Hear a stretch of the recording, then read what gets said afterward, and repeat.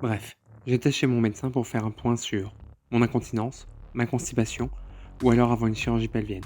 Enfin, je sais plus trop.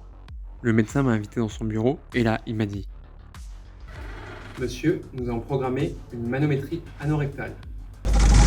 Là, des milliards de questions se sont chamboulées dans ma tête. Manométrie anorectale, ça rimait avec expérimental, extra-conjugal, festival, matrimonial, piscine municipale. J'ai regardé le médecin, il m'a regardé. J'ai fait genre le mec super détendu qui avait tout compris. Il a continué à me regarder. Du coup, j'étais moins détendu. Il me regardait toujours. Il avait compris que je ne savais pas ce que c'était. Finalement, il m'a dit que je serais allongé sur le côté, détendu, que ça durerait 30 minutes et que ce ne serait pas douloureux. Du coup, j'étais beaucoup moins inquiet. Même si en réalité une manométrie, ça se passe plutôt comme ça. On m'a précisé qu'avant de faire l'examen, j'allais faire un lavement. Au début, j'ai tout de suite pensé à ça. Et c'était carrément agréable. Mais dans ma tête, rapidement, un truc s'est déclenché. Non, un lavement! Parce que je savais que le lavement, c'était plutôt ça. J'ai fait mon lavement et ça s'est bien passé. C'était un peu bizarre, mais ça ne fait pas mal.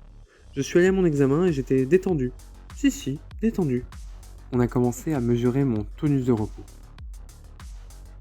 Puis, lors des efforts volontaires, en contraction. Ensuite, on a testé ma sensibilité en gonflant un ballonnet. Non, plutôt ce genre de ballon-là, qui était dans mon...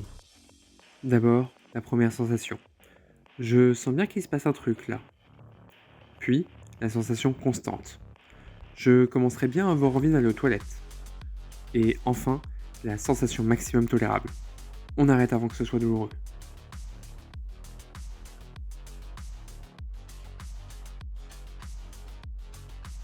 Dernière ligne droite, le médecin me dit: Monsieur, nous allons faire une recherche d'asynchronisme abdominopelvien, vulgairement appelé anisme. a priori, rien à voir avec les ânes. L'anisme, c'est plutôt un problème d'ouverture de la porte quand ça doit sortir. On m'a demandé de pousser, alors j'ai poussé.